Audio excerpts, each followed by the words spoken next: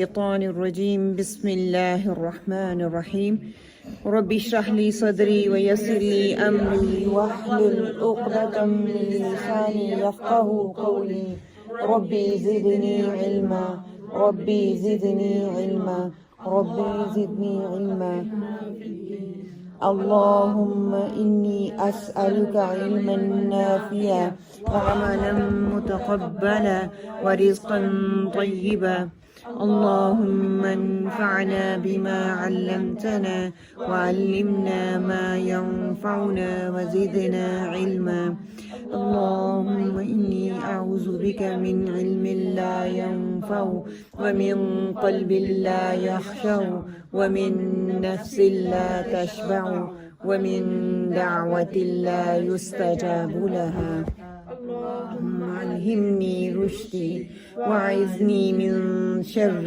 نفسي نية تعلما وتعليما لله تعالى اللهم أرنا الحق حقا وارزقنا اتباعه وأرنا الباطل باطلا وارزقنا اجتنابه الله الله ربي لا أشرك به شيئا اللهم لا سهل إلا ما جعلته سهلا وأنت تجعل الحزن سهلا إذا شئت اللهم إني أسألك لذة النظر إلى وجهك والشوق إلى لقائك اللهم إني أسألك حبك وحب من يحبك والعمل الذي يبلغني حبك اللهم ثبتنا عند الموت بلا إله إلا الله اللهم عهدني وسددني اللهم اجعل القرآن ربيع قلوبنا ونور صدورنا وجلاء أحزاننا وذهاب همومنا وغمومنا آمین یا رب العالمین۔ انشاءاللہ آج ہم نماز کا جو دوسرا حصہ ہے اس کو کور کرنے کی کوشش کریں گے۔ اللہ سبحانہ تعالیٰ سے دعا کرتے ہیں کہ اللہ سبحانہ تعالیٰ ہمارے وقت میں برکت ڈال دے اور ہمیں اس وقت کا بہترین استعمال کرنے کی توفیق عطا فرمائے۔ سب سے پہلے جزاکم اللہ خیرن کثیر آپ تمام بہنوں کا، اتنے ویدر خراب ہونے کے باوجود باہر کافی ٹھنڈی ہوا چل رہی ہے، بارش ہو رہی ہے، اس کے باوجود آپ لوگ آئے۔ الحمدللہ یہاں پہ آ کے بیٹھنا ہی اس بات کی دلیل ہے کہ اللہ سبحانہ وتعالیٰ ہماری ان کوششوں کو قبول کر رہے ہیں کہ ہمیں توفیق مل گئی ہے۔ اللہ سبحانہ وتعالیٰ ہمیں اس پر عمل کرنے کی توفیق عطا فرمائے، ہمارے لیے آسانی فرمائے۔ یہاں آنے کا مقصد اپنے دماغوں میں دوبارہ دہرا لیں کہ ہم کس لیے آئے ہیں، ہمارا یہاں پر آ کر بیٹھنے کا مقصد کیا ہے، کہ صرف خالصتاً اللہ سبحانہ وتعالیٰ کے لیے آئے ہیں۔ ہمارے اندر کمیاں ہیں، ہمارا علم جو ہے اس قابل نہیں ہے کہ اس پہ اعتماد کیا جائے اور آگے چلا جائے۔ ہمیں ہر وقت ہم سیکھتے رہتے ہیں، ہر وقت سیکھنے کی توفیق اللہ سبحانہ وتعالیٰ دے۔ ہم جتنا بھی سیکھ لیں علم، جتنا بھی سیکھ لیں، ہم کبھی بھی اس کو مکمل نہیں کر سکتے۔ سبحان اللہ کہ علم ایک ایسا دریا ہے کہ کبھی اس کا اینڈ نہیں ہوتا۔ ہم قطرہ قطرہ لینے والوں میں سے ہیں، اور قطرہ قطرہ ہی ہمارے اندر اترتا جائے اور ہمارے عملوں کا حصہ بنتا جائے، یہ ہمارے لیے کافی ہے۔ تو اللہ تعالیٰ سے دعا کریں کہ بے شک ایک چیز لے کے نکلیں، لیکن کچھ نہ کچھ ہم یہاں سے اٹھتے ہوئے لے کر اٹھیں، تاکہ وہ ہماری عملوں کا حصہ بن جائے، اور یہ جو وقت ہم یہاں پہ بیٹھ کے گزار رہے ہیں نا، وہ وقت ہمارے لیے ہمارے حق میں حجت بنے، ہمارے خلاف حجت نہ بنے، کہ ہم یہاں پہ گھنٹہ 2 گھنٹے 3 گھنٹے بیٹھے رہیں اور جب اٹھیں تو سبحان اللہ دروازے سے باہر جائیں ہمارے دماغ میں کچھ بھی نہ ہو، نمازیں ہماری ویسی کی ویسی، عمل ہمارے ویسے کی ویسے، باقی ساری چیزیں ویسی کی ویسی، تو پھر یہ وقت اکاؤنٹیبل ہوگا ان فرنٹ آف اللہ سبحانہ وتعالیٰ۔ اور میں بھی اللہ سبحانہ تعالیٰ کے سامنے اکاؤنٹیبل ہوں کہ اتنے لوگ آئے تھے اور شاید میرے بتانے میں کوئی کمی رہ گئی یا آپ کے سننے میں کوئی کمی رہ گئی، ہم دونوں اکاؤنٹیبل ہیں ان فرنٹ آف اللہ سبحانہ وتعالیٰ۔ سو اللہ سبحانہ تعالیٰ سے دعا کریں کہ اللہ سبحانہ تعالیٰ ہماری شرح سرد کر دے، ہمارے سینوں کو کھول دے، اور ہمارے لیے ہمارے عملوں کو جو کہ اتنے بگڑے ہوئے ہیں ان کو بہتر آپ صلی اللہ علیہ وسلم کی سنت کے مطابق کرنے کی توفیق عطا فرما دے۔ کل کے سیشن سے آپ لوگوں نے کیا سیکھا، ایک ایک کر کے بتاتے جائیں۔ جی میں نے سیکھا کہ ہم دعائیں بھی پڑھ سکتے ہیں نماز کے اندر، اور کس طرح ہم اپنے خشوع کے ساتھ کس طرح ہم اپنی نمازوں کو صحیح کر سکتے ہیں، خشوع کے ساتھ کس طرح اپنی نمازوں کو صحیح کر سکتے ہیں۔ نئی چیزیں سیکھیں جو پہلے نہیں پتا تھا نا، پہلے نہیں پتا تھا۔ اوکے جی، کہا تھا جیسے میں پڑھتا ہوں ویسے پڑھے، یہ نہیں کہا تھا اور ایسے پڑھے یا مرد ایسے پڑھے۔ الحمدللہ دس از دا کی پوائنٹ کہ آپ صلی اللہ علیہ وسلم نے جیسے نماز پڑھی ہے میں نے ویسے ہی پڑھنی ہے۔ کیوں؟ کیونکہ قرآن اور آپ صلی اللہ علیہ وسلم کی سنت، قرآن کو جہاں کہیں بھی ہم یہ پڑھتے ہیں یہی کہا گیا قرآن اور میری سنت، جس نے اس کو پکڑ لیا وہ کامیاب ہو گیا۔ یہ کہیں بھی نہیں کہا گیا کہ جس نے میرے بعد آنے والے اسکالرس کو، تھاٹ آف اسکول کو، یا علماء کو، یا جنہوں نے کمپائل کی حدیث یا قرآن، جو بھی کسی کا اور کا نام نہیں لیا گیا، صرف دو چیزیں ہمیں بتا دی گئیں. ان دونوں چیزوں سے جب ہمیں نہیں ملے گا، یہ ممکن نہیں ہے. کئی دفعہ ہوتا ہے کہ اشارے ملتے ہیں، اس کی تفصیل نہیں ملتی، پھر ہمیں ان کی طرف جانا ہے جنہوں نے دین میں اپنی زندگیاں گلا دی، اپنا سارا ان کے مقصد دین کو دوسروں تک پہنچانا تھا. ہم پہلے ہی قرآن اور سنت کو چھوڑ کے پہلے ان پہ جمپی نہیں ہوں گے، پہلے قرآن اور سنت کو دیکھیں گے، اس کو ٹٹولیں گے. اگر کوئی ہمیں ریفرنس ملتا ہے تو ہم وہ لیں گے، پھر ان کی طرف جائیں گے. ٹھیک ہے، گڈ، ایکسیلنٹ پوائنٹ. آگے میں نے یہ سیکھا، وہ جو قیام سٹارٹ ہوتی ہے نا اس وقت دعا کرنے ہوتا ہے، یہ میں نے پہلے سنا. اور الحمدللہ، الحمدللہ، گڈ. میں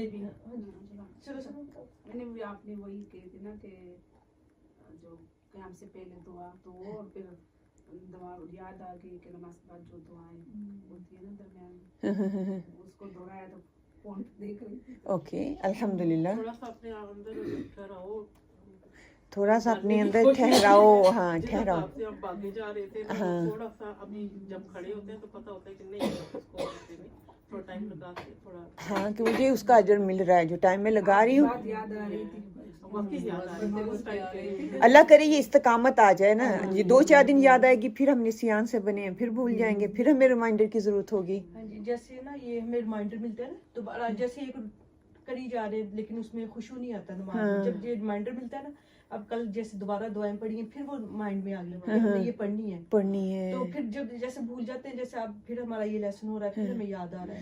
یہ بہت اچھا ہے کیونکہ ہم انسان ہیں، ہمیں ریمائنڈر کی ضرورت ہے. سبحان اللہ. حضرت آدم علیہ السلام سے بھول ہوئی، انہوں نے فوراً معافی مانگی. حضرت موسیٰ علیہ السلام سے بھول ہوئی، انہوں نے فوراً معافی مانگی. ہم بھی انسان ہیں، ہم سے بھی بھول چوک ہوتی رہے گی. ہم سبحان اللہ، دنیا کی مصروفیات اتنی ہیں، بار بار وہ ریمائنڈ ہوتی رہتی نا، تو ہم بار بار وہ کرتے رہتے ہیں. دین کی کہتے ہیں ایک سال میں 1 مہینہ ہم رمضان میں جاتے ہیں نا کلاسوں میں، تو بس وہ میرے لیے کافی ہے. حتیٰ کہ روح بھٹکتی رہتی ہے، اس کے باوجود ہمیں سکون بھی نہیں ہے، چین بھی نہیں ہے، آرام بھی نہیں پڑ رہا. اس کے لیے نہیں ہم دیکھیں گے کیوں نہیں پڑ رہا. جس طرح ہماری باڈی کو خوراک کی ضرورت ہے، اسی طرح ہماری روح کو بھی خوراک کی ضرورت ہے. اور جب خوراک باڈی کو نہیں ملتا ہے، خوراک نہیں دیتے، تو کیا ہوتا ہے؟ ہم لتھارجک ہو جاتے ہیں، لاچار ہو جاتے ہیں. اگر روح ہوئی ہے تو ہمیں پرواہ ہی نہیں ہے، وہ بیچاری پھر کے بس مر جاتی ہے. پھر انسان کیا اپنی نفسانی انسان بن جاتا ہے، شیطان کے ہتھے چڑھ جاتا ہے اور اپنی خواہشات کو پورا کرنا شروع کر دیتا ہے. جی، پیچھے سے کوئی کیا سیکھا آپ لوگوں نے؟ کوئی point? Namaz properly, you know, like when we were kids, we were taught to read that men read like this, women read like this. But now we understand that, you know, there's one way of reading it. Yeah. So there's no way of men reading it like this, women reading it like this. Exactly. And then doing the du'as, and Yeah. the du'as that you put up, but, you know, we can learn them by heart. Yeah. How we've got them. Inshallah, you learn yourself, and you know, one key, do the competition with your kids. If you really want to teach your kids, tell them, let's mummy and you, we can read together and we can try to learn together. Let's see who can learn more faster and more quicker. Believe me, they will do before you. So they're going to learn, and please reward them for that. Yes, you were more hard work than mom. We know we got other responsibility as well. We are not clever than the kids, and they can learn more quicker than us. And that's the way. Then you reading in a salah in Ramadan, make them to stand next to you and read it loudly, so you know they don't know where they need to read. At the beginning, بچے ابھی چھوٹے ہیں نا، شروع سے ہی یہ دعائیں ان کی نماز کا حصہ بنا دیں. ہمیں کیوں نہیں سکھائے گی؟ کیونکہ ہمارے والدین کو نہیں پتا تھا، ہماری آنٹیوں کو جن سے ہم نے سیکھا ان کو نہیں پتا تھا. ٹھیک ہے، اب مجھے پتا چل گیا ہے میرے بچے کی نماز بچپن سے ہی مجھ سے ڈفرینٹ ہونی چاہیے. اب میں میرے اپنے بچوں کا میں ایکسپیرینس آپ سے شیئر کروں. میری پہلی 3 بچیاں تھیں، مجھے اتنا نہیں تھا علم. ان کو وہ چیز نہیں ہے، ان کے اندر ڈالنے کی کوشش تو کی ہے لیکن اس لیول کی نہیں. جو سب سے چھوٹی ہے وہ الحمدللہ مجھے پتا تھا جب میں پڑھتی تھی وہ مجھ سے سیکھ رہی ہے، تو everything she doing the way I did. So وہ دعائیں اس کو یہی ہے کہ یہ نماز کا حصہ ہے، یہ ایکسٹرا نہیں اس کو سکھائی گئیں. سو بگننگ سے جب وہ عادت بن جائے گی تو ان کی زندگی کا حصہ وہ بن جائیں گی انشاءاللہ. So just do that. جی جب آپ نے نماز شروع کرنی ہے نا ذہنی اور جسمانی دونوں طرح سے اپنے آپ کو فارغ کرنا ہے اور ایکسیلنٹ. پھر اللہ اکبر جیسے کہنا ہے نا کر کے ڈال دینا ہاں اور پھر پیچھے ڈال کے پھر ہم نے نماز شروع کرنی ہے. اپنے آپ کو پاک صاف کرنا ہے, جگہ کو, ہر چیز کو, کہ ہمیں پتہ چلے کہ کہاں ہم کس بڑے بادشاہ کے سامنے کھڑے ہیں. سبحان اللہ. میں جو کہتی ہوں پہلے جب بھی اس دفعہ جو میں نے سیکھا ہے رفع یدین کر کے کان پک گیا کہ ہم یہ نہیں کرتے رفع یدین. ہم کیوں اس کو رفع یدین کہتے ہیں؟ میں کہتی ہوں آپ صلی اللہ علیہ وسلم جب کہتے تھے تو اپنے آپ کو سلنڈر کرتے تھے. I'm nothing. سو ایسے کر رہے ہیں say imagine of I'm nothing in front of you Allah subhanahu wa ta'ala. یہ انشاءاللہ تعالیٰ we will do the practice at the end. رفع یدین کا مطلب تکبیر اولا اللہ اکبر. جب ہم کرتے ہیں نا ہاتھ اٹھانا, رفع یدین کا مطلب ہے ہاتھ اٹھانا. دیکھا جائے تو ساری چیزوں کو پیچھے کرنا. نہیں آپ نے میری بات سنی. اگر میں پولیس مجھے پکڑنے کے لیے آتی ہے تو میں کیا کرتی ہوں؟ I surrender myself. So I'm surrendering myself in front of Allah subhanahu wa ta'ala. آپ نے یہ امیجن کرنا ہے. تو میں کہتی ہوں کتنا خوبصورت طریقہ تھا. آپ صلی اللہ علیہ وسلم ایوری ایکشن سے پہلے اپنے آپ کو اللہ کے سپرد کر دیتے تھے. مطلب اپنی دوسرے کی سپردگی میں دینا ہے نا. جب آپ سلنڈر کرتے تو یہی کرتے ہو. تو یہ کتنا اچھا ہے کہ عاجزی آتی ہے بندے کے اندر. نہیں کرنا تو آپ کی مرضی ہے, نہ کریں, کوئی فورس نہیں. آپ کی نماز نہیں باطل ہو جائے گی کہ وہ نماز نہیں ہوگی. ہاں لیکن آپ کی خشوع اور آپ کی قانتین اور آپ کے خاشعین ہونے میں فرق تو ہوگا. پھر ڈیفینیٹلی یہ چیز امپیکٹ ڈالتی ہے. جب آپ کو میننگ کا پتہ چلے گا, آپ کے دل کے اندر وہ بات ہے کہ دیکھیں آپ پڑھتے ہیں ایاک نعبد و ایاک نستعین, کہ میں اللہ ہی کی عبادت کرتی ہوں اور اسی سے مدد مانگتی ہوں. اور جب وہ چیز میرے دل کے اندر نہیں آئے گی, ایاک نعبد و ایاک نستعین 100 دفعہ پڑھیں آپ, کوئی اثر نہیں ڈالنے والی. پھر اس کے ساتھ ہی کہتے ہیں اہدنا الصراط المستقیم, سیدھا راستہ دکھاؤ. سیدھا راستے پہ چلنے کے لیے ہم تیار نہیں ہیں لیکن دعا مانگ رہے ہیں. اس کا مطلب میرے کال اور فعل میں فرق ہے. تو نماز کی شرط ہی یہ بتا دی گئی, کال تو زبان تو جو کہہ رہی ہے, عمل بھی ظاہر کرے کہ میں واقعی اللہ کے سامنے عاجز ہو کے کھڑا ہو رہا ہوں. ٹھیک ہے انشاءاللہ تعالیٰ. جزاکم اللہ خیرن کثیرہ. آپ لوگوں کے پوائنٹ آف ویو کا الحمدللہ ثم الحمدللہ کچھ نہ کچھ آپ لوگوں نے سیکھا. آگے کیا ہے کہ سورۃ فاتحہ سے ہم شروع کریں گے. آج جب نماز کو شروع کرتے ہیں ہم نے سیکھا نماز کے لیے جگہ کا پاک صاف ہونا, نماز کے لیے کپڑوں کا پاک صاف ہونا, نماز کے لیے تکبیر اولیٰ کا کہنا, ہاتھ اٹھانا, پھر اس کے لیے قیام کرنا, اور قیام کے بعد یہ ساری چیزیں ہمیں قرآن سے پتہ چل گئیں. اب انشاءاللہ تعالیٰ ہم کو سیکھ رہے ہیں سنہ سے. سورۃ فاتحہ کے حوالے سے انشاءاللہ تعالیٰ ہم مل کے سورۃ فاتحہ ساری اکٹھی پڑھ لیں تاکہ یہ انشاءاللہ تعالیٰ ہمارے دل تھوڑے کھل جائیں. اعوذ باللہ من الشیطان الرجیم. اعوذ باللہ من الشیطان الرجیم. بسم اللہ الرحمن الرحیم. بسم اللہ الرحمن الرحیم. الحمد للہ رب العالمین. الحمد للہ رب العالمین. الرحمن الرحیم. الرحمن الرحیم. مالک یوم الدین. مالک یوم الدین. ایاک نعبد و ایاک نستعین. ایاک نعبد و ایاک نستعین. اهدنا الصراط المستقیم. اهدنا الصراط المستقیم. صراط الذین انعمت علیہم. صراط الذین انعمت علیہم. غیر المغضوب علیہم ولا الضالین.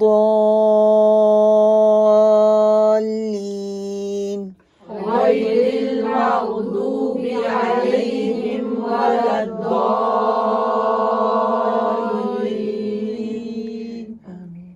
اللہ اللہ کے نام سے شروع کرتی ہوں یا کرتا ہوں جو نہایت رحم کرنے والا بے حد مہربان ہے۔ ساری تعریف اللہ ہی کے لیے ہے جو تمام مخلوقات کا رب ہے، بے حد رحم کرنے والا ہے، بے حد مہربان ہے، بدلے کے دن کا مالک ہے۔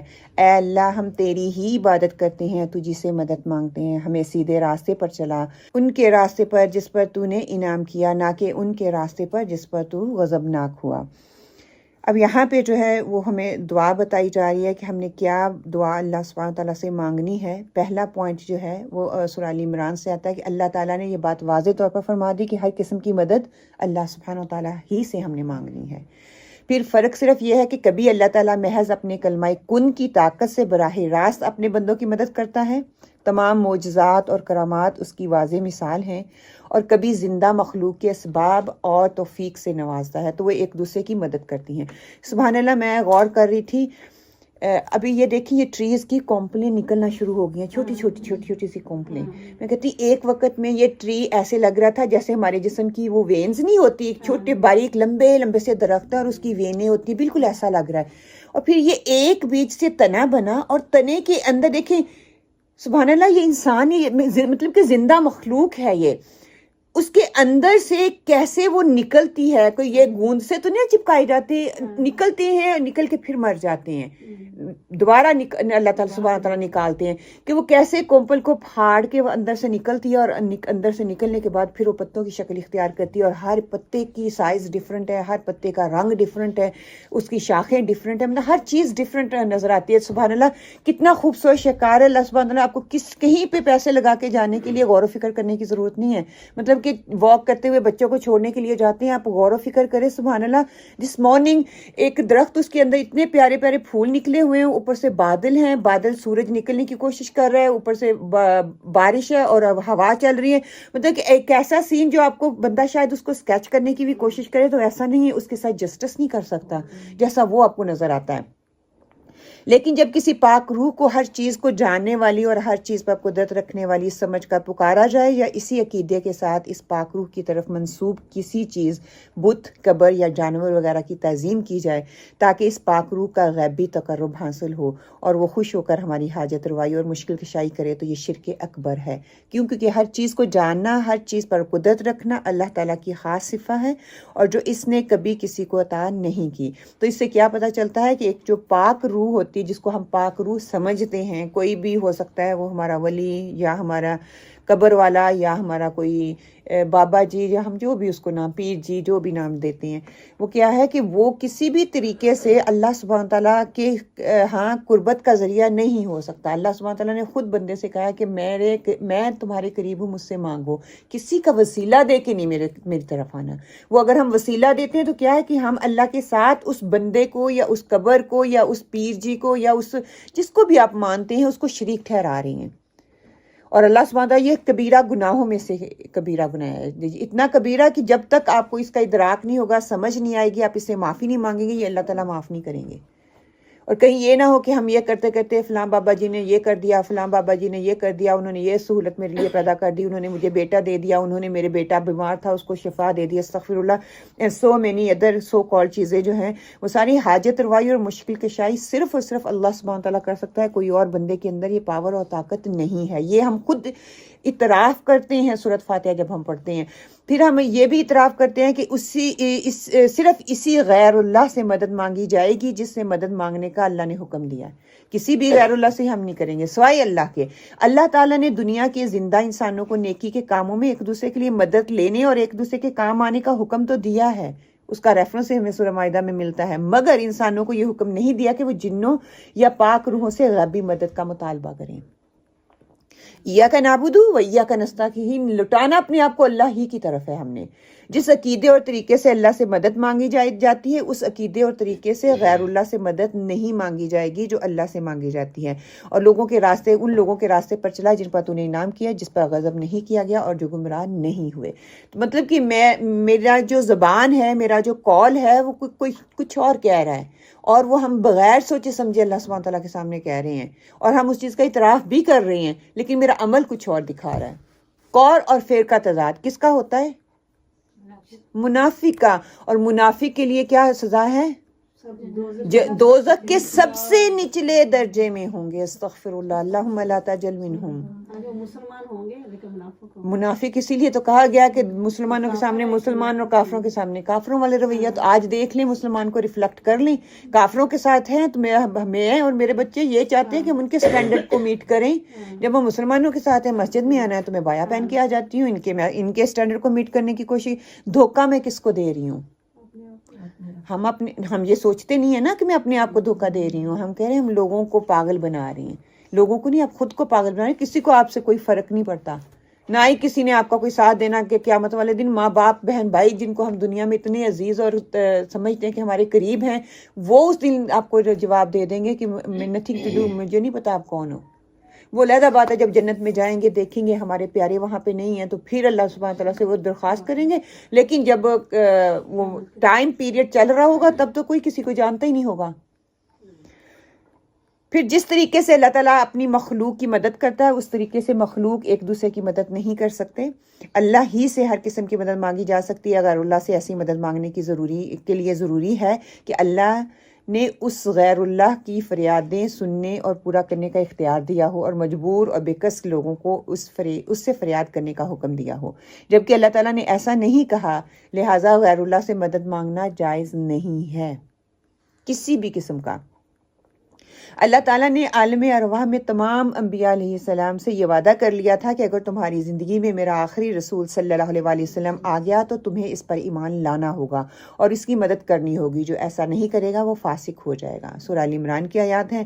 پر اب سوال پیدا یہ ہوتا ہے کہ کیا کسی صاحب قبر بزرگ کی روح کو اللہ تعالیٰ نے اہل دنیا کا نگران بنا کے بھیجا ہے؟ اسے مخلوقات کی دعائیں سننے کا اختیار اللہ نے کب سے دے دیا؟ اور کیا اہل دنیا کو اس سے مدد مانگنے کا حکم دیا؟ کیا نبی صلی اللہ علیہ وسلم نے اپنی پوری زندگی میں کوئی مذکورہ عہد کے حوالے سے یا کوئی اپنے طور پر جنگوں یا مصیبتوں میں کبھی کسی نبی کی روح سے غائبانہ طور پر مدد مانگی؟ وہ مانگ سکتے تھے. آدم علیہ السلام, ابراہیم علیہ السلام اور پہلے جتنے بھی نبی آئے تھے ان کے حوالے سے مانگ سکتے تھے نا. ان کو پاس زیادہ اختیار تھا کیونکہ وہ نبی تھے, لیکن انہوں نے کبھی نہیں کیا. پھر یہ کہ یہ نعرہ لگایا یا ابراہیم یا زکریا اور جو بھی جتنا بھی تھا, لیکن کسی بھی پیغمبر نے کسی پیغمبر کی روح سے غائبانہ فریاد نہیں کی. جیسے ہم بھی کئی دفعہ کہتے ہیں میرے امی ابو کی وجہ سے ایسے ہو گیا تو میری بھی دعا کو قبول کر لے. ہاں, ہم یہ دعا کر سکتے ہیں جو بھی تمام انبیاء کرام نے دعائیں مانگی, کیونکہ ان سے بہتر دعا ہم نہیں مانگ سکتے, ان کا وسیلہ نہیں ہم دے سکتے. ہاں, انہوں نے جو دعائیں مانگی وہ ہمارے لیے حق میں بھی قبول کر لے. جو آپ صلی اللہ علیہ وسلم نے مانگی وہ ہمارے حق میں بھی قبول کر لے, کیونکہ ہمیں مانگنے کا طریقہ نہیں آتا. جب بھی ہم ہاتھ اٹھاتے ہیں تو دماغ ایسے بالکل خالی ہوتا ہے, مانگنے کا طریقہ ہی نہیں آتا. یا تو ہمیں وہ طریقہ سکھا دے, یا پھر ہمیں وہ دعائیں یاد کریں, یا پھر یہ ہے کہ ہم کہیں کہ جو انہوں نے مانگا اللہ سبحانہ تعالیٰ ہمارے حق میں وہ بہتر ہے تو اس کو ہمارے حق میں قبول کر لے. صحابہ کرام نے آپ صلی اللہ علیہ وسلم کو دیکھے بغیر یا آپ صلی اللہ علیہ وسلم سے ملاقات کیے بغیر مذکورہ عقیدے کے ساتھ کبھی یا رسول صلی اللہ علیہ وسلم کہا آپ کی تدفین کے بعد بھی آپ کو اپنا نگران عالم غیب حاضر و ناظر مختار کل سمجھ کر آپ کے حضور میں اپنی فریادیں پیش نہیں کی؟ ہم دیکھیں ہر وقت ہی آپ صلی اللہ علیہ وسلم کے حوالے سے مانگ رہے ہیں. زیادہ حق کس کا تھا؟ دوستوں کا, صحابہ کا, کمپینین کا. سب سے زیادہ حق تو میں کہتی ہوں ہمیشہ میں بڑی مجھے ہوتا ہے ابو بکر صدیق, اسلام لانے سے پہلے بھی دوست, اسلام لانے کے بعد بھی دوست. سب سے حق تو ان کا بنتا تھا. انہوں نے تو نہیں کہا کہ یا رسول اللہ میرے لیے یہ کر دو. اور یہ دیکھیں ہم سندریاں دیکھتے ہیں نا, یا رسول اللہ یا محمد لکھا ہوا ہوتا ہے, وہ حاضر کے لیے ہوتا ہے. یہ بھی غلط ہے. جس کے گھروں میں لگی ہوئی ہیں تو پلیز اس کو اتار دیں. صرف اللہ کی ذات حاضر ہے, آپ صلی اللہ علیہ وسلم کی ذات حاضر نہیں ہے. یا اللہ صرف کہہ سکتے ہیں, نہیں ہے ہمارا عقیدہ نہیں ہے, پھر بھی نہیں لگا سکتے, پھر بھی نہیں لگا سکتے کیونکہ قول اور فعل کا تضاد نظر آ رہا ہے. جیسے نا میرے حرم میں اور نبی میں دیواروں میں ایگزیکٹلی کندہ کی ہوئی ہے. یہ آپ کو اللہ کی یاد دلاتی ہے. یہ چیزیں آپ کا عقیدہ اس پہ آئے گا. عقیدہ یہ نہ کریں کہ یہ برکت کا باعث ہے مجھے قرآن نہیں پڑھنا پڑے گا, یا یہ خوبصورتی کا باعث ہے تو میں بس میرا گھر اس سے خوبصورت ہو گیا. بس جو لکھا ہے کیا ہے وہ آپ کو اللہ کی یاد دلاتا رہے تو کوئی اس سے گناہ نہیں ہے. अल्लाह के नाम है वो सारे रख सकते हैं. हाँ क्यों नहीं रख, बेअदबी तब होगी, एक तो ये कि हम उसको डिलीट करते हैं, जैसे वो भी बेअदबी में आ जाता है कि कुरान के अल्फाज को हम डिलीट करने की कोशिश कर रहे हैं. बेअदबी में ये भी आता है कि उन्होंने एक ये कॉन्सेप्ट मिलता है कि जब आप ये इस तरह की जो भी सीनरी बनाता है, जब इसको डिस्पोज करना होगा तो फिर मसला बनता है कैसे डिस्पोज किया जाएगा, फिर वो इशू बनता है. तो इसलिए वो कहते हैं कि इस चीज को प्रमोट ही ना किया जाए.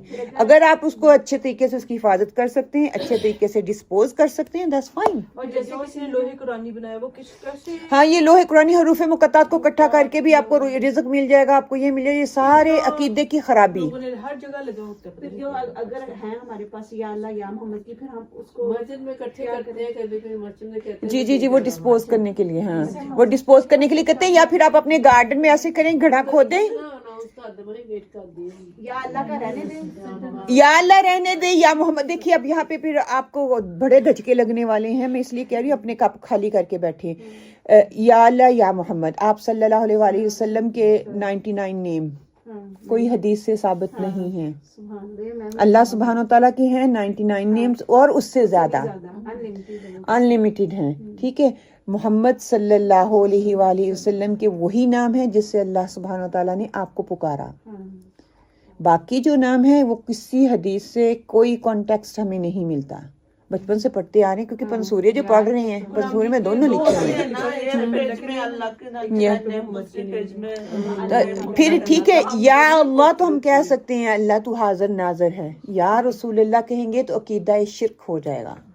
हम आप सल्लल्लाहु अलैहि वसल्लम को अल्लाह के उस लेवल पर लेके आ रहे हैं. तो बेयर इन माइंड, हम हमेशा सीनरी होती है या अल्लाह या मोहम्मद. हम तो इतना कहते हैं या अली, कितनी दफा कुछ या अस्तगफिरुल्लाह. पाकिस्तान में तो हर हाँ या अली. एग्जैक्टली. अल्लाह का जो होता है प्रेम वो लगा सकते अल्लाह का, हाँ वो तो लगा सकते हैं, वो नहीं. मतलब मैं बताना ये चाह रही हूँ, या अल्लाह जब हम कहते हैं तो अल्लाह तो हर जगह हाजिर और नाजिर है, मोहम्मद सल्लल्लाहु अलैहि वसल्लम नहीं है. हाँ वो स्पेशल केस हैं, अल्लाह सुब्हानहू तआला ने उनको क्वालिटीज़ दी हुई हैं. वो अपनी कब्र में जिंदा हैं या वो मुर्दा हैं, वो जैसे भी हैं अल्लाह सुब्हानहू तआला बेहतर जानते हैं. हम वहाँ पे जाके सलाम पेश करते हैं, डायरेक्टली उन तक पहुँचता है. यहाँ पे बैठ के हम करते हैं, फरिश्तों के थ्रू उनको पहुँचाया जाता है.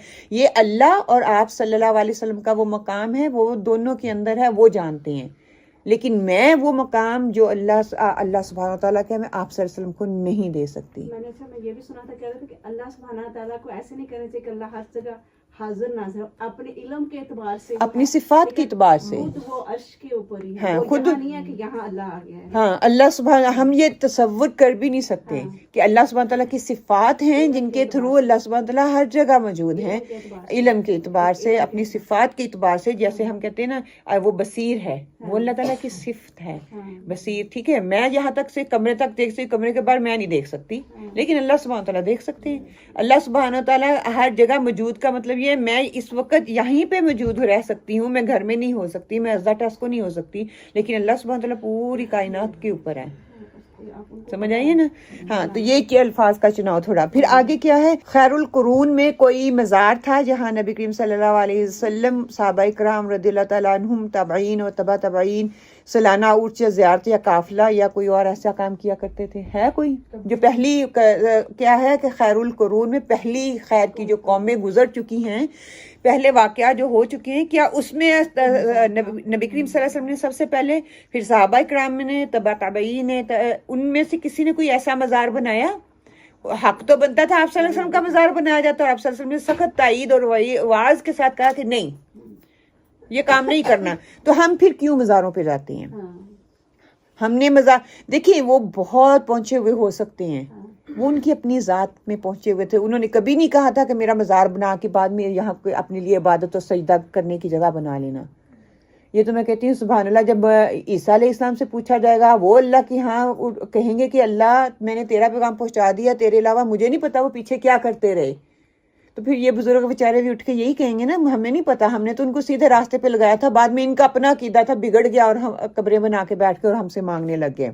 آگے کیا وسیلے کہ اس مصنوعی تصور نے بندے کے عجز و انکسار اور بندگی کو خالق اور مخلوق کے درمیان تقسیم کر دیا، جو کہ اللہ کے ہاں ایک ناقابل معافی جرم ہے۔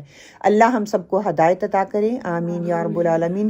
انعام اسی کو ملتا ہے جو صحیح عقیدہ مسلمان ہو، جس کا عمل سنت نبوی کے عین مطابق ہو، جو صرف اللہ کی رضا چاہے۔ عقیدہ اور عمل میں اگر کفر، شرک اور بدعت آ گئی تو پھر انعام نہیں ملا کرتا۔ ہم بھی دیکھ لیں، کوئی آپ کو ٹاسک دی جاتی ہے یا کوئی کام کرتے ہیں، اس میں تھوڑی بہت نقص رہ جاتا ہے، ریسیپی ویسی نہیں بنتی۔ ریسیپی کوئی لے لیں، ہر بندے کے اپنی ریسیپی، وہ ایگزیکٹلی چیز بھی بتا رہے ہیں نا، پھر بھی اس میں کوئی نہ کوئی ہو جاتا ہے، آگے پیچھے ہو جاتا ہے۔ تو اللہ سبحانہ تعالیٰ نے ہر چیز ہمارے لیے کھول کے رکھ دی ہے۔ یہ عقیدے کا بگاڑ جو ہے نا، سب سے بڑا بگاڑ ہے، اور آج ہم لوگ اسی عقیدے کے بگاڑ کو سمجھنے کے لیے تیار نہیں ہیں۔ باقی فرقے تو بعد کی بات ہے، کوئی لے کہ اس کو کوئی نہ لے۔ سیدنا انس رضی اللہ عنہ فرماتے ہیں رسول صلی اللہ علیہ وسلم ابو بکر صدیق اور عمر رضی اللہ قرات الحمدللہ رب العالمین سے شروع کیا کرتے تھے۔ سیدنا انس رضی اللہ عنہ کہتے ہیں کہ میں نے رسول صلی اللہ علیہ وآلہ وسلم، سیدنا ابو بکر، عمر اور سیدنا عثمان رضی اللہ تعالیٰ عنہم کے پیچھے نماز پڑھی اور بلند آواز سے بسم اللہ الرحمن الرحیم نہیں پڑھتے۔ اب یہاں پہ نماز جہری اور سری نماز کا مسئلہ شروع ہونے لگا ہے کہ اگر آپ لوگ دونوں ہی طریقوں سے نماز میں بسم اللہ اور اعوذ باللہ لاؤڈ نہیں پڑھی جائے گی، بسم اللہ اور اسے دل میں پڑھی جائے گی، اور جو امام کی آواز آپ کو آئے گی وہ وسپر آ سکتا ہے، جیسے ٹھیک ہے، تھوڑی سی وسپر لاؤڈلی نہیں آئے گا، جیسے الحمدللہ کی وہ تلاوت کرتے ہیں۔ یعنی آپ بسم اللہ سرن آہستہ پڑھا کرتے تھے۔ امام ابن تیمیہ رحمۃ اللہ علیہ فرماتے ہیں کہ حدیث کی معرفت رکھنے والے اس امر پر متفق ہیں کہ امام کے لیے بسم اللہ زور سے پڑھنے کی کوئی صریح روایت نہیں ملتی، تو امام جو ہے وہ نہیں پڑھے گا۔ پھر اس کا مطلب ہے جب میں اور آپ بھی ہم سورۃ فاتحہ پڑھیں گے یا کوئی بھی سورہ پڑھیں گے، ہم لاؤڈ نہیں پڑھیں گے۔ عورت تو ویسے ہی اتنا لاؤڈ نہیں پڑھ سکتی، صرف اپنے آپ کو سنا سکتی، اتنا لاؤڈ نہیں وہ پڑھ سکتی۔ اگر نماز میں جماعی آ جائے تو اسے حد الوسیع روکیں، نہ رکے تو منہ پر ہاتھ رکھیں اور آواز بلند نہ کریں۔ بیک رکھیں یا فرنٹ رکھیں، مقصد یہ ہے کہ ایکسس نہ دی جائے، اور منہ بند کر کے جتنا بھی ہو سکے اپنی کوشش ہے کہ جب سوچیں گے آپ کو جماعی آئے گی، اور خاص طور پہ نماز میں اللہ اکبر اور ساتھ شروع ہو جاتا ہے کام۔ ہاں، ایک کو آئے گی اور سب کو آئے گی، اور جب آپ سوچیں گے آج میں نے جماعی نہیں لینی، اور یقین کریں آپ اللہ اکبر کے ساتھ ہی آپ کو گھڑائیاں جماعیاں آنا شروع ہو جائیں گی۔ تو کیا ہے، کانشیسلی میں نے یہ کام نہیں کرنا۔ نماز اور سورۃ فاتحہ، رسول صلی اللہ علیہ وآلہ وسلم نے فرمایا جس شخص نے نماز میں سورۃ فاتحہ نہیں پڑھی اس کی نماز نہیں۔ کیا مطلب؟ جس کی سورۃ فاتحہ رہ گئی اس کی نماز نہیں ہے، اس کو وہ رکعت دوبارہ لوٹانی پڑے گی، اور یہ سارے کے سارے ریفرنسز آپ کے سامنے نیچے ہیں۔ سیدنا عبادہ بن صامت رضی اللہ روایت کرتے ہیں کہ ہم نماز فجر میں رسول صلی اللہ علیہ وآلہ وسلم کے پیچھے تھے، آپ نے قرآن پڑھا، پس آپ پر پڑھنا بھاری ہو گیا۔ جب نماز سے فارغ ہوئے تو فرمایا شاید تم اپنے امام کے پیچھے پڑھا کرتے ہو۔ ہم نے کہا جی ہاں اے اللہ کے رسول صلی اللہ علیہ وآلہ وسلم۔ آپ نے فرمایا سوائے فاتحہ کے اور کچھ نہ پڑھا کرو، کیونکہ اس شخص کی نماز نہیں جو سورۃ فاتحہ نہیں پڑھتا۔ اب یہاں پہ مسئلہ یہ آ رہا ہے، کچھ لوگ کہہ رہے ہیں کہ جری لاؤڈ پڑھنی چاہیے، کچھ کہہ رہے ہیں کہ نہیں پڑھنی چاہیے۔ ایک روایت میں یہ بھی ہے کہ نبی کریم صلی اللہ علیہ وسلم نے فرمایا میں اپنے دل میں کہتا تھا کہ قرآن کا پڑھنا مجھ پر دشوار کیوں ہو رہا ہے، بس جب میں اونچی آواز سے پڑھوں جہری نماز میں تو قرآن سے سورۃ فاتحہ کے سوا کچھ نہ پڑھوں۔ سیدنا ابو ہریرہ رضی اللہ عنہ بیان کرتے ہیں رسول صلی اللہ علیہ وسلم نے فرمایا جس شخص نے نماز پڑھی اور اس میں سورۃ فاتحہ نہ پڑھی پس وہ نماز ناقص ہے، نماز ناقص ہے، ناقص ہے، پوری نہیں۔ سیدنا ابو ہریرہ رضی اللہ عنہ سے پوچھا گیا کہ ہم امام کے پیچھے ہوتے ہیں پھر بھی پڑھیں؟ انہوں نے اشارہ کیا ہے کہ امام سورۃ فاتحہ پڑھ رہا ہے یا کوئی اور سورت بلند آواز سے پڑھ رہا ہو تو آہستہ، اگر سورہ فاتحہ آتی ہو پھر بھی نہ پڑھے تو اس کی نماز نہیں ہوگی۔ تو سیدنا ابو ہریرہ رضی اللہ عنہ نے کہا ہاں تو اس کو بھی دل میں پڑھ۔ سیدنا انس رضی اللہ فرماتے ہیں رسول صلی اللہ علیہ وسلم نے اپنے صحابہ رضی اللہ عنہم کو نماز پڑھائی، فارغ ہو کر ان کی طرف متوجہ ہو کر پوچھا کیا تم اپنی نماز میں امام کی قرت کے دوران میں پڑھتے ہو؟ سب خاموش رہے۔ 3 بار آپ نے اسی سوال کو دہرایا۔ آپ نے ان سے پوچھا تو انہوں نے جواب دیا جی ہاں ہم ایسا ہی کرتے ہیں۔ آپ صلی اللہ علیہ وسلم نے فرمایا ایسا نہ کرو، تم صرف سورۃ فاتحہ دل میں پڑھ لیا کرو۔ اب تیسری دفعہ یہ بات آ گئی کہ سورۃ فاتحہ پڑھ لیا کرو۔ احادیث سے ثابت ہوا کہ مقتدیوں کو امام کے پیچھے چاہے وہ بلند آواز سے قرات کر رہے ہیں یا نہیں الحمد شریف پڑھنی ہے۔ دس از the bottom line۔ اب آپ اکیلے پڑھ رہے ہیں پھر تو آپ کو کوئی مسئلہ ہی نہیں ہے, آپ نے پڑھنی ہے. اب میں اللہ تعالیٰ نے موقع دے دیا ہے کہ ایک نماز کے اجر کی بنسبت مجھے 27 ٹائم ایکسٹرا ثواب مل رہا ہے, مجھے جماعت میں سہولت مل رہی ہے ایز اے خواتین ہونے کے ناطے. تو آپ جماعت کے ساتھ پڑھیں گے, آپ کو 27 ٹائم اور اس سے ایکسٹرا جتنا اللہ سبحانہ تعالیٰ نے لکھا ہے ہمارے مقدر میں وہ ملے گا. جب فجر کی نماز پڑھی جائے گی, فجر کی نماز کیا ہوگی, اونچی آواز میں پڑھی جاتی ہے, اس کی تلاوت اونچی آواز میں کی جاتی ہے. تو میں کیا کروں گی, میں سورۃ فاتحہ کو پورا نہیں پڑھوں گی, اپنے دل میں پڑھوں گی, اس کو دل میں پڑھوں کیونکہ کان میرے سن رہے ہیں جو امام پڑھ رہا ہے. ہر آیت کے پیچھے کہ پوری یا امام کے ساتھ ساتھ پڑھیں یا آیت کے پیچھے پڑھیں, اس میں بھی ڈفرینٹ کنٹرڈکشن ملتی ہے, لیکن میں نے دل میں پڑھنی ہے. اور جب وہ سورت پڑھے گا تو میں نے کچھ بھی نہیں پڑھنا, میں نے صرف قرآن کو سننا ہے. پھر یہ آگے ڈیبیٹ آئے گی. قرآن کو سننا ہے, وہ جو کہتے ہیں کہ صرف قرآن کو سننا چاہیے, یہی دعا یہی آیت کو ریفرنس دیتے ہیں کہ اللہ تعالیٰ قرآن پاک میں کہتے ہیں کہ قرآن کو سننا چاہیے خاموشی کے ساتھ. اب آپ صلی اللہ علیہ وسلم کی یہ حدیث 3-4 ہم نے ڈفرینٹ راویوں سے پڑھ لی کہ آپ صلی اللہ علیہ وسلم نے کیا کہا کہ جس نے نماز میں سورۃ فاتحہ نہیں پڑھی اس کی نماز نہیں ہوئی. اس کا مطلب ہے انڈیویجولی ہر ایک نے اپنی پڑھنی ہے. اب میں سری نماز پڑھ رہی ہوں جو کہ ہمیں سنائی نہیں دے رہی, اس میں نے اپنے آپ کو سنانا ہے, وہ میں نے آل دا وے اینڈ پوری پڑھنی ہے. ظہر اثر یا 2 سری نمازیں ہیں. سری کا مطلب ہے چھپا کے پڑھی جاتی ہیں, مطلب کہ وہ اونچی نہیں پڑھی جاتی ہیں, آواز آپ کو نہیں سنائی دے گی صرف سوائے اللہ اکبر کے. آپ نے اس میں سورہ فاتحہ پڑھنی ہے. کچھ اسکالرز کہتے ہیں آپ نے اپنی سورہ بھی پڑھنی ہے, اور کچھ کہتے ہیں کہ نہیں پڑھنی کیونکہ آپ کی سورہ چھوٹی ہو سکتی ہے, امام کی بڑی ہو سکتی ہے, امام کی چھوٹی ہو سکتی ہے, آپ کی بڑی ہو سکتی ہے, آپ کی پوری نہیں ہوگی, تو امام ہی آپ کے لیے کافی ہے. الحمد پڑھ کے پھر بس آپ نے خاموشی اختیار کرنی ہے. اب خاموشی اختیار کرنے کا 2 اس کے طریقے ہیں, یا تو آپ کو ادھر ادھر کے خیالات آ رہے ہیں جیسے صحابہ کرام کبھی آتے ہیں کہ وہ پھر حساب کتاب شروع کر دیتے تھے, یا آپ یہ کر سکتے ہیں کہ کیری آن ریپیٹنگ سورہ فاتحہ in your heart rather than not doing anything. آپ کا لنک رہے, جو امام آپ کے لیے پڑھ رہا ہے آپ سورہ فاتحہ کو ریپیٹ کرتے جائیں, اس میں کوئی حرج نہیں. یہ تو نہیں کہا کہ صرف ایک ہی دفعہ پڑھنی ہے, جب تک امام سبحان ربی العظیم اللہ اکبر تک نہیں جاتا آپ سورہ فاتحہ پڑھتے رہیں. یا اس کے اندر کوئی دعا پڑھ سکتے ہیں. سورہ فاتحہ itself complete دعا, سورہ فاتحہ itself is complete دعا. لیکن پھر اس کی لمبی ہوتی ہے کئی دفعہ مام کی, تو آپ پھر سوچتے ہیں پھر چپ کر جائے. میں وہی کہہ رہی ہوں نا, اگر ہم چپ کر جاتے ہیں تو پھر چپ ہی نہیں نہ ہوتی, پھر کئی کچھ اور دماغ میں چل رہا ہوتا ہے. الحمدللہ کو ریپیٹ کرتے رہیں. الحمدللہ ابھی ہم پڑھ رہے ہیں, ہم نے اس اوکے 2 آیتیں پڑھ لی, 3 پڑھ لی, اس نے کہا اللہ اکبر, ہاں ٹھیک ہے. اس میں یہ تو نہیں ہے کہ آدھی سورۃ فاتحہ پڑھیے تو گناہ ہوگا, کہیں نہیں لکھا ہوا. 2 opinions ملتے ہیں, is entirely up to you what you want to do. یہ اسکالرز کی opinion ہے, آپ صلی اللہ علیہ وسلم سے ہمیں کچھ نہیں ملا. آپ صلی اللہ علیہ وسلم نے تکرار کیا سورہ فاتحہ پہ. میں کئی دفعہ سوچتی ہوں جو اسکالر یہ اس طرح کہتے ہیں نا, ان کی اپنی انٹرپریٹیشن ہے نا, جو ان کے علم کے لحاظ سے جو ان کا ہے. آپ صلی اللہ علیہ وسلم یہاں پہ یہ بھی کہہ سکتے تھے جب تک آپ نے اپنی سورت نہیں پڑھی آپ کی نماز نہیں ہوئی. سوچا جائے نا, اگر سورۃ فاتحہ پہ اتنا انفسائز کر کے بتا دیا گیا کہ اس کی نماز نہیں ہوگی, ناقص ہے ناقص ہے ناقص ہے. اب ہم جب آپ خود پڑھتے ہو تو آپ کے دماغ میں یہ سوال اٹھنا چاہیے, اگر نہیں اٹھ رہا تو پھر اپنے دماغوں کو اٹھائیں کہ اگر آپ صلی اللہ علیہ وسلم نے سورۃ فاتحہ کے لیے اتنا انفسائز کر کے بتایا ہے تو باقی صورتوں کے حوالے سے کیوں نہیں بتایا. لیکن وہ جو کہتے ہیں پھر دوسروں پہ وہ جو کہتے ہیں نا کہ قرآن کو خاموشی سے سنو, تو پھر وہ اس پہ اطلاق کرتی ہیں. وہ اس میں قرآن تو دونوں کے پاس اپنے اپنے دلائل ہیں. آپ تینوں رائے آپ کے سامنے, جو آپ کا دل کر رہا ہے کر لیں. بہترین اور افضل یہی ہے کہ درمیانہ راستہ اختیار کر لیا جائے تاکہ اس کو جس کے پیچھے پڑھ رہی ہیں اس کو بھی موقع مل جائے, اور جس کے ساتھ پڑھ رہے ہیں اس کو بھی. ہم نے نہیں پڑھنی, اونچی پڑھا جا رہا ہے قرآن تو ہم نے نہیں پڑھنی. بس قاعدہ یاد رکھے, اور سورۃ فاتحہ کو میں نے صرف اپنے دل میں پھر پڑھنا ہے. سبحان اللہ, سرور ہے کہ جب امام پڑھ رہا ہوتا ہے آپ کو آتی ہے نا, آپ پڑھتے نہیں, آپ غور کرتے ہیں تو وہ زیادہ دل پہ اثر کر رہی ہوتی ہے, کیونکہ آپ کو پتا ہے آپ اس کے میننگ پہ غور و فکر کرنے کی کوشش کر رہے ہوتے ہیں. اوکے, آگے کیا ہے کہ آمین کا مسئلہ, آمین کہنی چاہیے. یہاں تک کلیئر ہو گیا سب کو. جب سری نماز ہوگی, ظہر اور عصر ہوگی, میں نے اپنے دل میں پڑھنا ہے اور سورۃ فاتحہ پڑھنی ہے, ٹھیک ہے. اور جب سری ہوگی, اونچی پڑھی جائے گی, ہمیں سنائی دے گی, تو میں نے دل میں پڑھنا ہے سورۃ فاتحہ کو, پڑھنی ہے, چھوڑنا نہیں ہے, اور باقی ساری سورہ سننی ہے.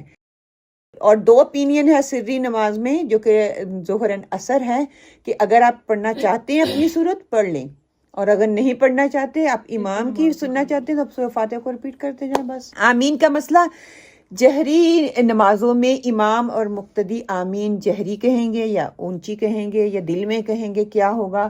سیدنا وائل بن حجر رضی اللہ تعالیٰ فرماتے ہیں کہ میں نے سنا رسول صلی اللہ علیہ وسلم نے غیر المغضوب علیہم ولا الضالین پڑھا, پھر آپ نے بلند آواز سے آمین کہا. یہ ساری کی ساری حدیثیں اور ساری ڈیبیٹ جو ہے نیچے لکھی ہوئی ہے. سیدنا ابو ہریرہ رضی اللہ تعالیٰ کہتے ہیں کہ جب رسول صلی اللہ علیہ وآلہ وسلم غیر المغضوب علیہم ولا الضالین پر پڑھتے تو آپ اونچی آواز سے آمین کہتے.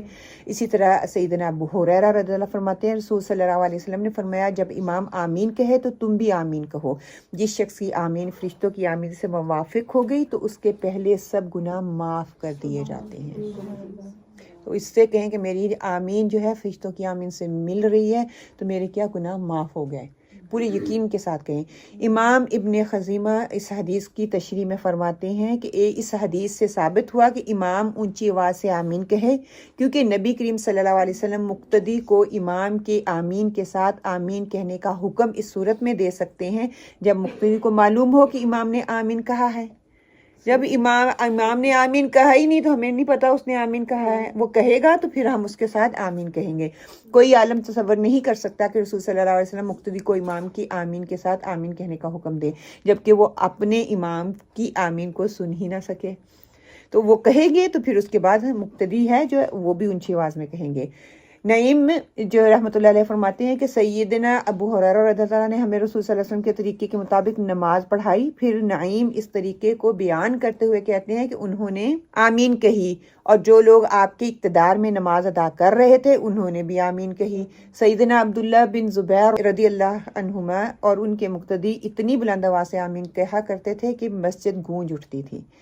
اور واقعی اس کا ایک اپنا سرور ہے جب وہ آمین کہا جاتا ہے. اکرمہ رحمۃ اللہ علیہ کہتے ہیں کہ میں نے دیکھا کہ امام جب ولضالین کہتا تو لوگوں کے آمین کہنے کی وجہ سے مسجد گونج جاتی. رسول صلی اللہ علیہ وسلم نے فرمایا جس قدر یہودی سلام اور آمین سے چڑھتے ہیں اتنا کسی اور چیز سے نہیں چڑھتے, پس تم کثرت سے آمین کہا کرو. اب ان کو چڑھانا ہے. تو اب کیا مسئلہ کیا ہے کہ جو کہتے ہیں کہ نہیں دل میں آمین کہنا چاہیے اونچی نہیں کہنا چاہیے, اتنی احادیثیں ملنے کے باوجود ابھی بھی دل نہیں کھل رہے تو پھر آپ آرام سے کہتے when he say آمین so we say آمین with him. ورنہ وہ اگر نہیں آئے گی تو ہمیں نہیں پتا وہ اس نے ختم کی ہے سورہ فاتحہ یا نہیں کی ہے. نارملی غور سے سنیں تو وسپر آتی ہے آمین کی. ہاں, دعا تعوذ تسمیہ اور سورہ فاتحہ پڑھ کر آمین کہہ لینے کے بعد قرآن مجید میں سے جو کچھ یاد ہو اس میں سے کچھ بھی پڑھ لے. جو کچھ, کوئی خاص نہیں کہا گیا 3 آیتیں 4 آیتیں پڑھتا یہ قرآن کا حصہ یہ قرآن کا حصہ, یہ جو بھی آتا ہو کھلی آزادی ہے. 1 آیت 2 آیت 3 آیت 4 آیت. اس بارے کہ میں نے ایک سورت شروع کی ہے تو میں نے 4-5 آیات پڑھی اور میں بھول گئی ہوں آگے سے. ہاں وہی اگر آپ کو لمبا قیام کرنا چاہ رہے ہیں وہی آیتیں دوبارہ دہرا لیں. اسٹاپ کر کے رکوع میں چلی جاؤں. ہاں اگر آپ کو لگتا ہے بس آپ نے اتنی پڑھنی ہے آپ رکوع کریں چلے جائیں. ہو سکتا ہے کہ دفعہ رکوع سے اٹھتے ہیں تو آپ کو یاد آ جاتا ہے, نہیں آتا اس okay you can start the new سورہ.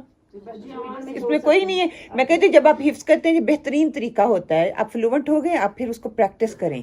یہاں پہ بھول جاتا ہے اکثر ایسا ہوگا کیونکہ وہ عادت نہیں ہوتی. آپ بھول جاتے ہیں 2 آیتوں کے بعد 3 آیتوں کے بعد یاد کر لیں جتنا آسانی سے آ جائے ٹھیک ہے رکوع میں چلے جائیں. اور آپ چاہ رہے ہیں کہ آپ کا قیام لمبا ہو دین انہی آیتوں کو پھر ریپیٹ کرتے جائیں.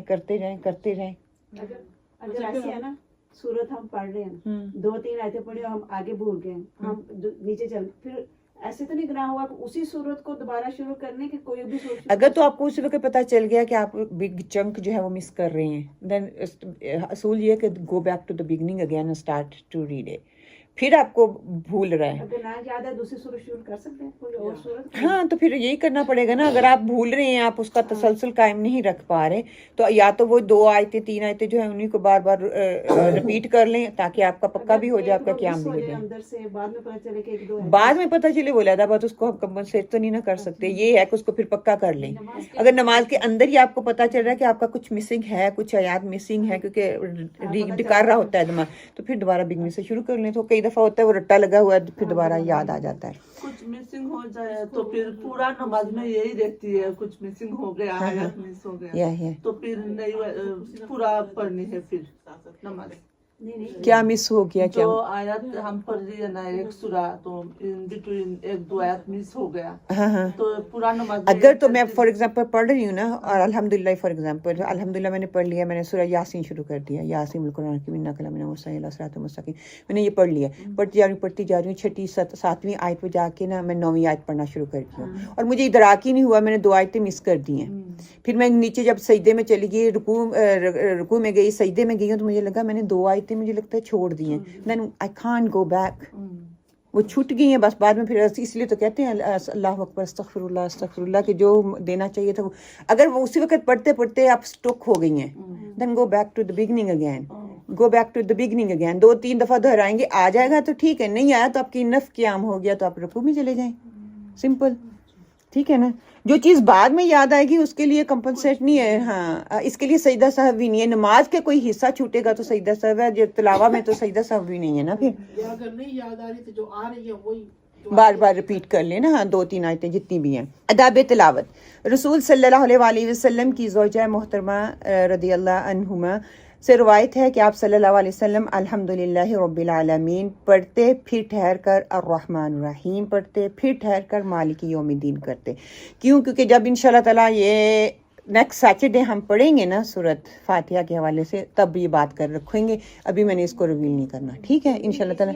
پورا حدیث کثرت طرق کے ساتھ مروی ہے. اس مسئلے میں اسے بنیادی حیثیت حاصل ہے. ائمہ سلف صالحین کی ایک جماعت ہر آیت پر توقف فرماتی تھی. اگر ما بعد کی آیت معنی کے لحاظ سے پہلے ایک آیت کے ساتھ متعلق ہوتی پھر بھی قطع اس کو کرتے تھے، توڑ کے پڑھتے تھے، تھوڑا کر کے پڑھتے تھے.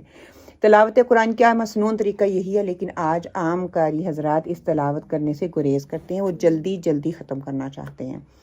رسول صلی اللہ علیہ وسلم نے فرمایا نمازی اپنے رب کے ساتھ سرگوشی کرتا ہے، اسے خیال کرنا چاہیے کہ وہ کس قسم کی سرگوشی کر رہا ہے. تم حالت نماز میں قرآن مجید اونچی آواز کے ساتھ تلاوت کر کے اپنی ساتھیوں کو اضطراب میں نہ ڈالو. اب یہاں پہ یہ اس کا کیا مطلب ہے؟ میں پڑھ تو آہستہ ہی رہی ہوں، وسپر کر رہی ہوں، لیکن میری وسپر اتنی لاؤڈ ہے کہ وہاں پہ پڑھ رہی ہوں اور یہاں پہ جو پڑھ رہا ہے اس کو سنائی دے رہی ہے. دس از ناٹ وسپر. آپ کی وجہ سے دوسرے کی نماز خراب ہو رہی ہے. پڑھیں اپنے دل میں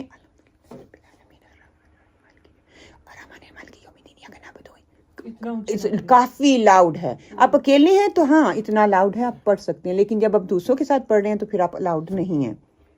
ساتھیہ ایسا نہیں ہے کہ اتنی بھی اسپرنگ ہونی چاہیے کہ ہمارے خود کے کان سن سکیں. باجی میری بات سنیں، جب آپ اکیلے پڑھ رہے ہیں تو ہونی چاہیے تاکہ مجھے پتا ہو. جب آپ دوسرے لوگوں کے ساتھ پڑھ رہے ہیں تو آپ کو دوسرے لوگوں کو ڈسٹرب کرنا نہیں ہے، کیونکہ آپ سورۃ اخلاص پڑھ رہی ہیں اور دوسری سورہ یاسین پڑھ رہی ہے. آپ کی اخلاص کیونکہ وہ رٹی ہوئی ہے، وہ تو بار بار دماغ میں آ رہی ہے، اس کی سورہ یاسین بھول سکتی ہے. ایون تو سبحان ربی العظیم ہی پڑھ رہے ہیں، آپ سبحان ربی الاعلیٰ پڑھ رہی ہو، تو یہ دونوں کنٹرڈکشن آ رہی ہیں، تو میری نماز بھی خراب ہو رہی ہے. آپ تو اونچی پڑھ رہے ہو، آپ بڑے اپنے مان سے لگے ہوئے، دوسروں کی نماز خراب ہو رہی ہے.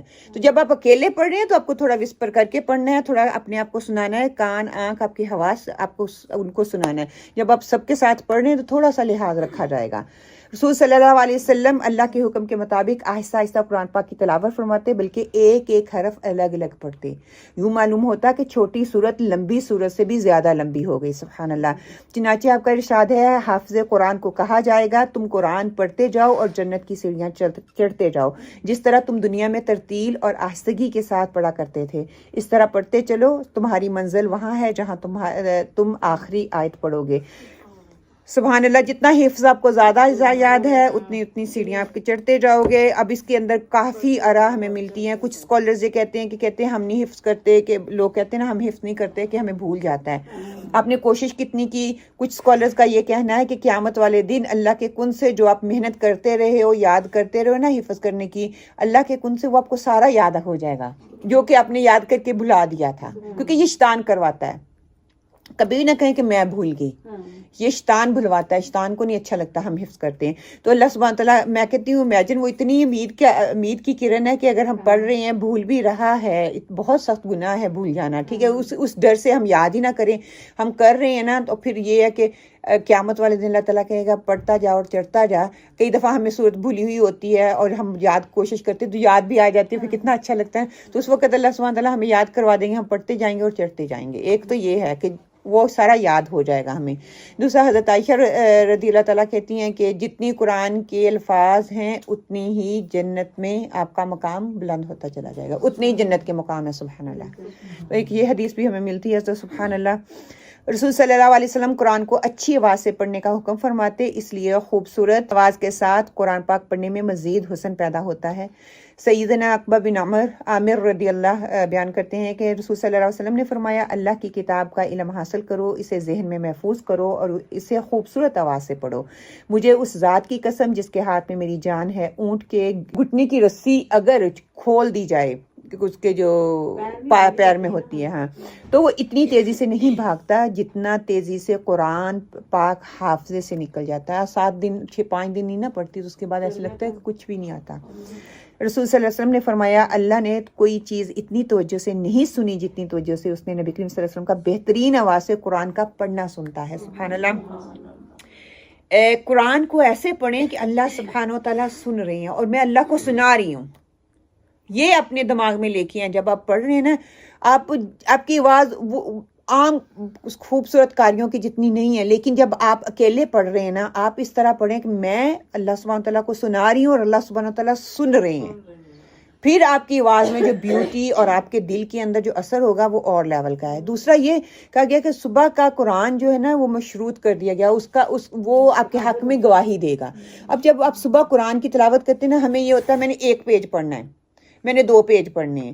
ہر ایک کا طریقہ اپنا اپنا ہے. ایک پیج پڑھ رہا ہے, ایک آدھا پیج پڑھ رہا ہے, ایک ترجمے کے ساتھ پڑھ رہا ہے. دیکھیے ہر ایک کا ہر لیول ڈیفرنٹ ہے. قرآن کو قرات کے ساتھ پڑھنا ایک ڈیفرنٹ لیول ہے, قرآن کو تلاوہ سے پڑھنا ایک ڈیفرنٹ لیول ہے, قرآن کو تفسیر سے پڑھنا ایک ڈیفرنٹ لیول ہے. جب میں تلاوہ اس کی کر رہی ہوں نا, میں اس کی قرات کر رہی ہوں, تو میں نے کیا کرنا ہے, اونچی آواز میں پڑھیں, کھل کے پڑھیں. یہ نہیں کہ دلی میں نے آدھا پیج پڑھ لیا. آپ کوشش کریں ایوری سنگل ڈے آپ نے صبح کی اذکار تو کرنے ہی کرنے ہیں نا.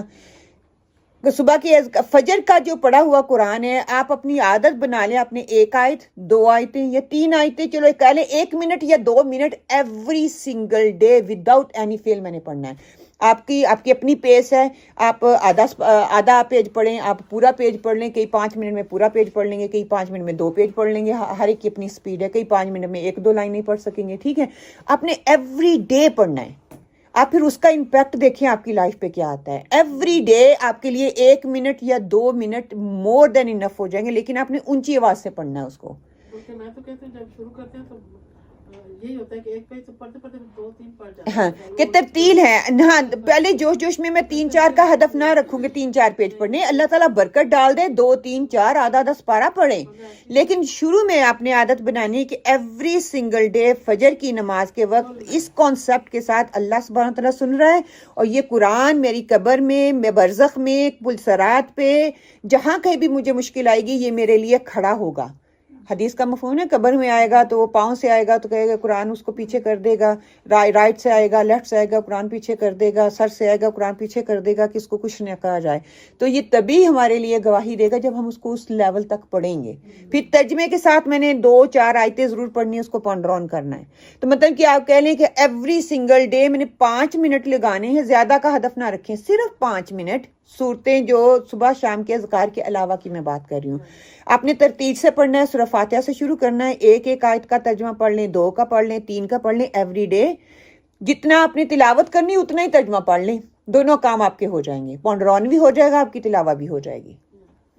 ٹھیک ہے نا, کیونکہ دیکھیں جب ہم کہتے ہیں نا پڑھنا, قرآن ہم پڑھ نہیں رہے, ہم تلاوہ کریں. تلاوت ہوتی ہے بار بار اس چیز کو پڑھا جائے. تلاوہ کرنا اور پڑھنا عام کتاب کو ہم پڑھنے کے لیے کہتے ہیں, میں نے فلاں کتاب پڑھی, میں نے قرآن پڑھا نہیں کہتے ہیں, میں نے قرآن کی تلاوت کی. تو یہ ڈفرنس ہے دونوں میں. یہ مطلب اپنی عادت بنا لیں. الحمدللہ رمضان آ رہا ہے آگے, اپنی کوشش کر لیں, ابھی سے کوشش کریں گے. کیا ہے کہ منیمم کہہ رہے ہیں, ریسرچ کہہ رہی ہے 40 سے 60 ڈیز لگتے ہیں ایک عادت بنانے میں. جب یہ عادت بن جائے گی آپ کی زندگی کا حصہ بن جائے گا انشاءاللہ تعالیٰ. میں نماز کے حوالے سے تو نہیں, لیکن میں اس سے حوالے سے پوچھنا چاہتی ہوں کہ میں نے سنا کہیں کہ خدا حافظ اللہ کو خود نہیں کہنا چاہیے, کیونکہ یہ ان لوگوں کا ہے, مطلب کافر جو ہے وہ لوگ بولتے ہیں نا, وہ کیا بولتے ہیں اسے, عیسائی لوگ بولتے ہیں خدا. ہاں ہمیشہ انسان کو اللہ تعالیٰ کے نام سے ہی مطلب انہیں ان سے بات کرنی چاہیے، ان کا نام لینا چاہیے. جی جی، کیونکہ خدا حافظ جو نا، خدا جو فارسی کا ورڈ ہے، اور اللہ نگہبان یہ کہنا چاہیے، اللہ حافظ نا، اللہ نگہبان، کہ اللہ آپ کی نگرانی رکھے نا، جب بھی ہم کہتے ہیں، لیکن بچپن سے یہی سنتے ہیں حافظ کا مطلب حفاظت ہے. ہاں یا اللہ حافظ کہہ دیں، ہاں اللہ حافظ کہہ دیں. اللہ نگہبان بھی تو وہی ہے، نگرانی کرنے والا، حفاظت والا، سیم تھنگ ہی ہے نا. کہتی ہے اللہ کے امن میں. ہاں وہی ایمان میں وہ بھی ہوئی تھی. ہاں اللہ حافظ. ہاں ہم کہہ دیتے ہیں اللہ خدا نہیں صحیح، خدا ورڈ. فارسی کا لفظ ہے. چلے ٹھیک ہے انشاءاللہ. بارک اللہ. اب اگلا جو ہے نماز کی مسنون قرات. منفرد نمازی سورہ فاتحہ کے بعد جہاں سے اور جتنا چاہے قرآن مجید پڑھ سکتا ہے، البتہ امام کو نماز پڑھاتے وقت مقتدیوں کے احوال اور قوائف کے پیش نظر ضرور اختصار سے کام لینا چاہیے. کیا مطلب؟ جیسے میرے پیچھے آڈینس ہے، بوڑھے ہیں، جوان ہیں، بیمار ہیں، مائیں ہیں، بچوں والی ہیں، اس کے حساب سے اس کو اپنی نماز کو چھوٹا کر دینا چاہیے. کل بھی ہم نے اس پہ تھوڑی سی بات کی تھی. نماز میں سورہ فاتحہ کے بعد اگرچہ ہم جہاں سے چاہیں قرآن پڑھ سکتے ہیں، لیکن جہاں ہم نبی کریم صلی اللہ علیہ وسلم کی قرات کا ذکر کرتے ہیں، آپ کون کون سی سورت کس کس نماز میں پڑھتے تھے، میں صرف احادیث آپ کے سامنے رکھ دیتی ہوں. اگر کسی کو کوئی کوشچن ہوا تو بعد میں انشاءاللہ.